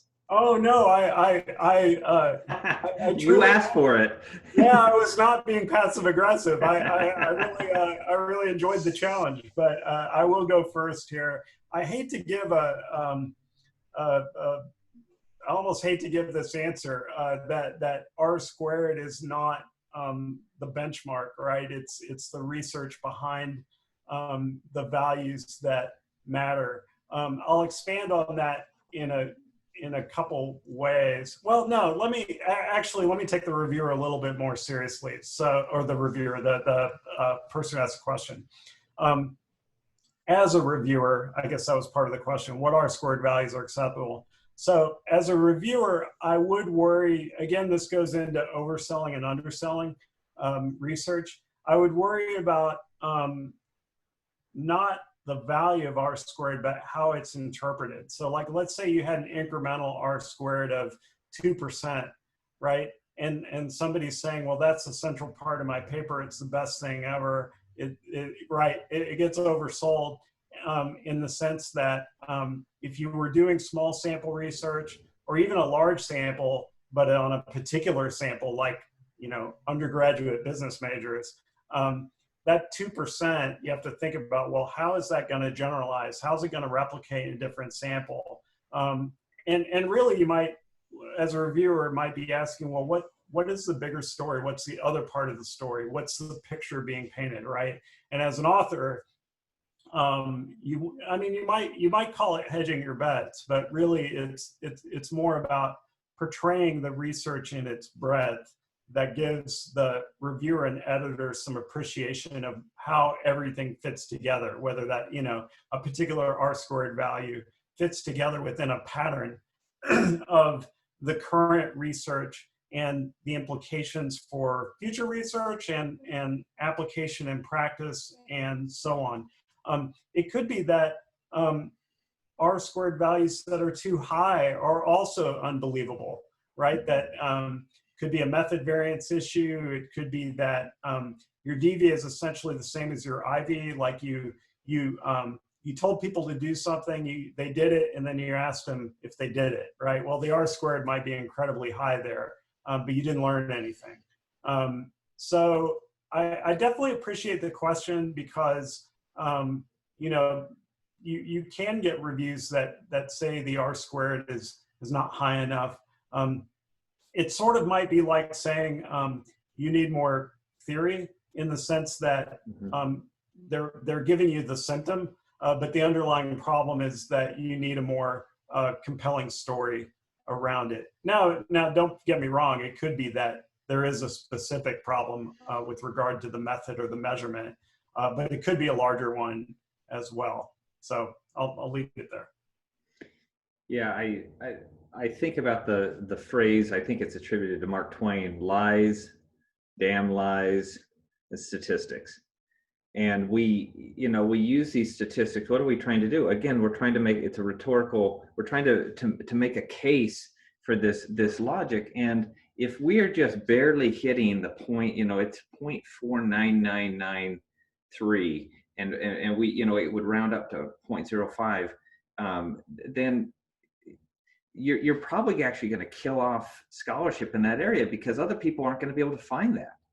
And then when they maybe down the road, not only does your paper not get cited, but when it does get cited, it gets cited as an example of how not to do research in that area. And so, you know, you've got to be thinking about the impact of that. But more broadly, I think that we've gotten kind of lazy. And I'm not saying that this is without reason, be it COVID, be it the publication hurdles. There's a lot we've got to do in our field. And all of it is cognitive work, and most of it's cognitive work. We're not digging ditches or the people up on my roof nailing down the tiles. This is hard work, and so we look for those shortcuts. It didn't hit this threshold. The VIF is over, whatever, you know, and then we just reject it. But like Fred was saying, we're being lazy. We're being lazy sometimes methodologically as the author, but often as a reviewer, we're being lazy because we don't actually want, we just want to use some heuristic and use that to reject it. But if we take a more, you know, balanced approach, more measured approach, did the authors accomplish what they were seeking to do? I know we don't have any SMJ representation here. You know, Fred, maybe you could get Anthony to sit there with you there, but you know, SMJ got rid of p-values altogether. They just said it's garbage. And so let's get rid of that. Let's talk about practical significance and so forth. And the field is kind of taking baby steps in that area. And by the way, when we all moved to Bayesian, it's all gone. All these ridiculous thresholds kind of disappear at that point. So anyway, my counsel would be look deeper than those kind of easy numbers, because authors know that they've got to hit that threshold, and they're going to be north of it. They're going to be above it. I'm going to cede to my colleagues on this one. I think that they both said excellent things, and as more quantitative editors, they're going to be better versed in how this actually works in the review process. But I agree.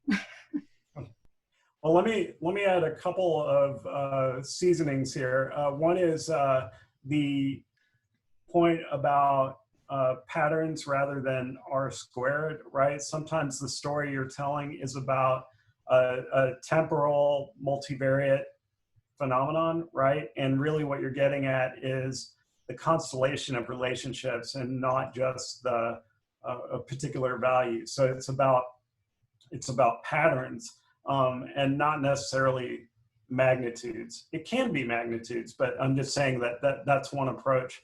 Another approach is also practical. So no matter what the R squared is, you might say, well, what are we trying to predict here? Are we predicting safety in a nuclear power plant? Or maybe it's not prediction, like there are some types of employees and other types of employees based on let's say an AI big data approach, clustering organizational data. You learn about different employees, teams, etc. And from a practical point of view, how is that going to change organizations or management, or what do we learn based on that for describe, explain, predict? How's it contributing to the practical world, right? If you want to communicate to stakeholders outside of academia, you often have to take that approach. And at least in my experience, R squared doesn't go very far with the studio audience outside of ourselves. Well, thank you for all those insights. One comment, one question that came up right now was that sometimes reviewers want to write their own paper and they want to write it through you. I would expand that phenomenon to have the reviewer. Melissa said something before, which was it's really hard to become an expert in a method, which is absolutely true. But the corollary to that is that it's really easy to know enough about the method to have some words you can throw at people. Like I've heard of this endogeneity thing, as Matthew was saying. This is a problem, and obviously it's a problem for your field as well. So how do you avoid writing the reviewers' papers? And as a more broad point, how do you pick when to push back and when to acquiesce? We'll change the order again, starting with Matthew, then Fred, then Melissa. Yeah, this is, and we've all gotten those reviews. I think, and I may misattribute this, but I think it was David Harrison who wrote a great piece many years ago that said, we should start publishing the reviewer names when we publish the articles, because as you go through that, sometimes you'll see a paper that's moving down a path, and then it will zig out into the woods and cite a literature that has nothing to do with anything, and then back on path, and then the paper proceeds forward.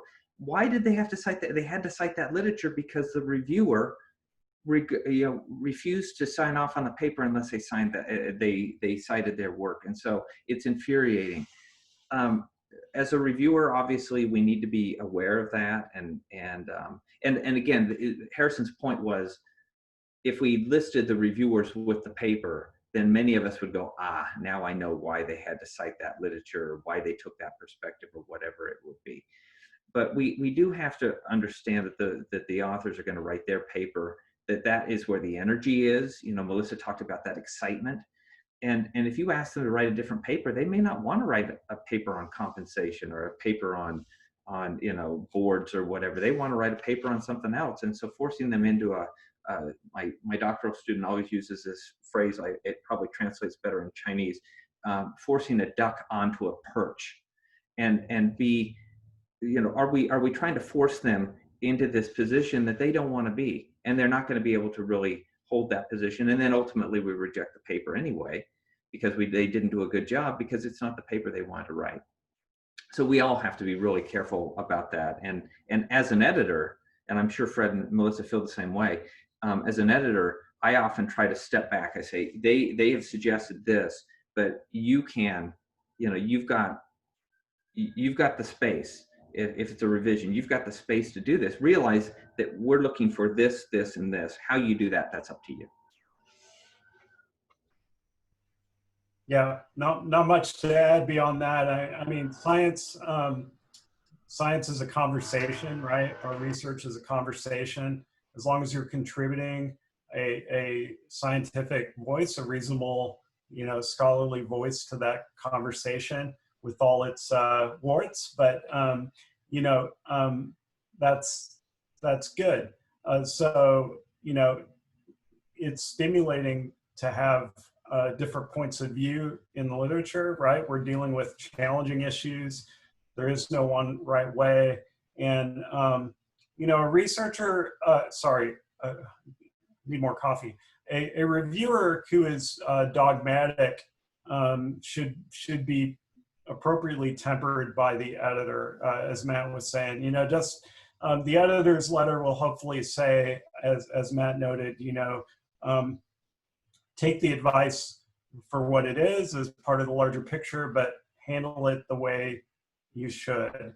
And an editor should not defer necessarily what reviewer is saying, but on the other hand, editors are selecting reviewers for their expertise that, an editor only has expertise in a particular area, although hopefully has experience editing, which has its own benefits in navigating the expertise of individual reviewers. But I think no reviewer specific comment should really necessarily be responded to directly unless it's a kind of a basic, right? Report your means and standard deviations. No one can argue with that option. I think you might want to get input from colleagues, senior colleagues on that input to get perspective on it. I understand what motivates the question. The idea is, well, if I don't respond in the way that's being asked, whether I agree with it or not, I'm not going to get published, right? I might as well just suck it up and do it. And I don't think that's necessarily the right way to go.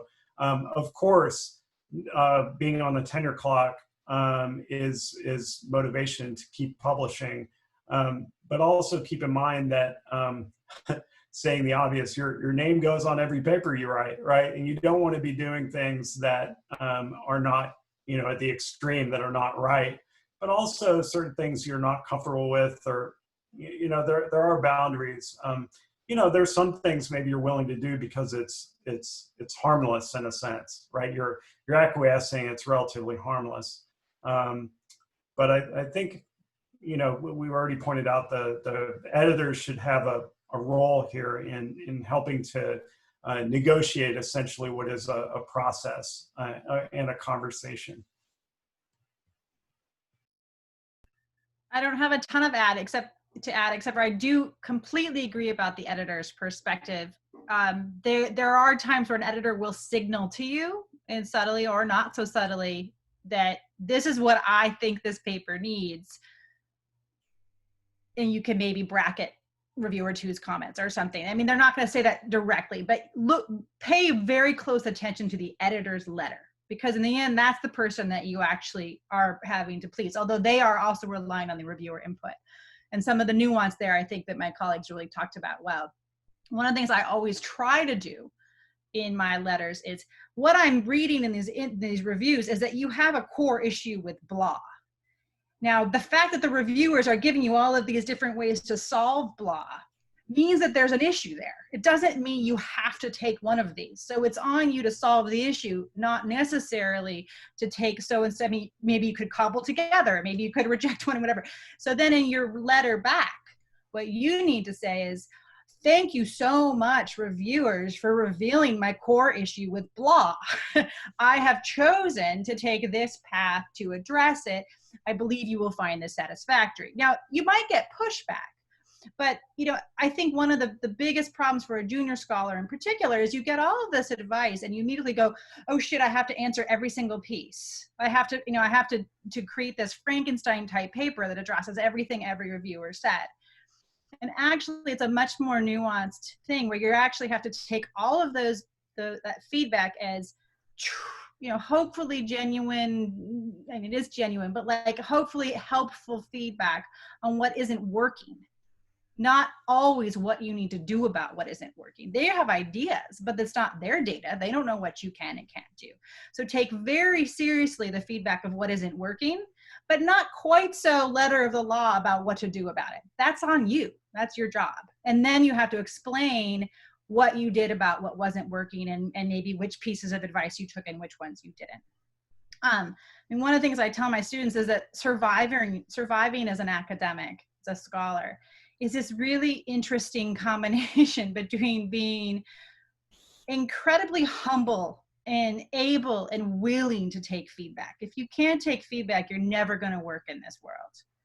While also being kind of weirdly, almost unreasonably self-confident in your opinion and ideas, right? Like you have to be able to, in this very ambivalent way, do both at once. Right? So, and that's why I say that you have to honor what the reviewers are telling you about what is wrong, and then be self-confident about what am I going to do to fix that, right? So you can't ignore what they told you about is wrong, but you're also not going to be this candle in the wind trying to say, well, so-and-so said to do this and so-and-so said to do this, because then you're just going to get this Frankenstein paper. And then you have to articulate and be humble in your, like, this is, thank you for showing me this, and this is what I chose to do. I will say that, I mean, I think it's very rare that a reviewer is quote unquote out to get you. I mean, maybe I've seen it like once, but the vast majority of times that reviewers are off base.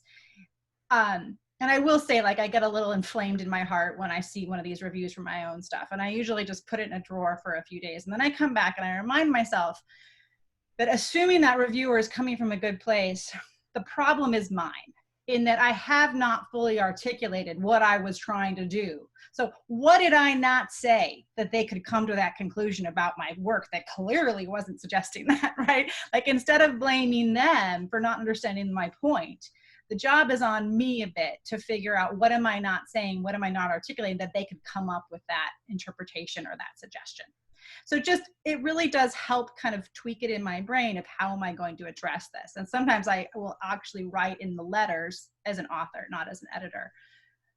Thank you so much for showing me that I was not being articulate about X, Y, and Z. That was super helpful. And I have now addressed that in this way, right? So that's your, try and understand it as a basic line. They're showing, it's a neutral perspective showing you what you are and aren't doing. I hope that helps. And Nico's just, I realized we're almost out of time. One point just to underline for Melissa, it boggles my mind when authors take an aggressive tone with reviewers. Fred's list, I would put that on the top of the revise and resubmit. If you get aggressive with the reviewers, and I don't want to, you know, I'm going to cast some broad generalities here. Generally, it's the more junior people. Sometimes we have senior scholars that have pretty thin, you know, emotional control that way. But you know, that they think that I'm going to punch back and I'm going to have this out with you. The reviewers will win, because they will tear your paper into little itty bitty pieces, death by 1,000 paper cuts. Melissa's point is great. Thank you for helping me. Let me explain that better. All of those things, it's just the easiest thing to do. And when I don't see that, I just am mind boggled. I would just say that for the women out there, I'm just going to give a gender comment, though I'm sure that everyone suffers from this. It's also not your job to apologize, right? So I do see that there's either the real defensive or the like, oh my gosh, how could I have made that mistake? This is a neutral, hopefully critical but supportive exchange. right? And so again, thinking about rhetoric and tone is important. I would also have somebody that I trust read my letters back, my review letters, you know, my response to reviewer letters, because they can help you with tone. I find that sometimes women are overly like, oh, thank you so much. And that's a gender stereotype, but I've just seen it in my own life. I know I've done it myself, and I've seen it with students that I mentor. So you really want to try and find that balance between, yes, thank you, core issue noticed, appreciated, addressed, you know, not, I hope that maybe you will find this better, but I believe that you will find this satisfying, you know, like trying to find a nice tone, but is also not overly apologetic. It's tricky. And that's where we can, you know, call on friends. The last thing I would say is, if you have a reviewer comment that you truly do not know how to deal with, you are allowed to contact your editor. You are allowed to ask, may I have a conversation with you? Now that, you know, the editor is never going to tell you, if you do A, B, and C, I'm going to publish you. That's not our job. But we will help you think through how to process that feedback. That is our job. And so just remember that that is appropriate and allowed. Yeah, I appreciate that proactivity notion, right? Don't internalize reviewer comments. Take it, even if it's expressed emotionally, right? Try and treat it objectively. You need to keep moving, right? You need to be proactive and address comments. My first reviewer comments, I took personally. I printed out the email, I put it on a shelf, and a classmate in grad school picked up the email and said, "What are you doing? Why are you not revising this? This is a revise and resubmit." And I didn't know that, you know, so be proactive. The fact you all are here is a good sign for your proactivity. And I think that's super important to your career. Is emotions, we all have them, but we don't want them to be too extreme, because they take up bandwidth and maybe take away from the message. They can be motivating, but they can also be detracting. So I appreciate Melissa's comment about you know, staying the course and being proactive, like reaching out to the editor if you have questions. There's a saying, I don't know how much truth there is, but you know, reviewers are out there to reject your paper, and editors are out there to save your paper. And there is some truth to it, that editors have maybe a bigger picture view, and that's their goal. If they're not saving your paper, they're trying to give you the bigger picture to work off of, so you can save yourself. So you can work off the reviewer comments and be successful. So thanks. Well, thank you all. We're past our time, and now you know how I feel about page limits. It's like, yeah, write a little bit more. This is important to say. I want to thank our panelists today, Melissa, Matthew, and Fred, for sharing their invaluable insights with everybody. I also want to thank Larry Williams and the Karma people for helping make this a reality, as well as everybody that worked to put this panel together, all the track chairs, everybody that gathered, everything. It's been great spending some time with you. I believe the presentations will be made available, as will the videos, which I'm sure will also be very well received. We also got some great information about other panels that we might have in the future, and a few of you verbally committed to doing them. So, you know, we'll go through the tape and see what we can get you to do in the future. Thanks again, everybody. This has been fantastic. Enjoy the rest of your week. Bye. Thank you. Thank you, everyone.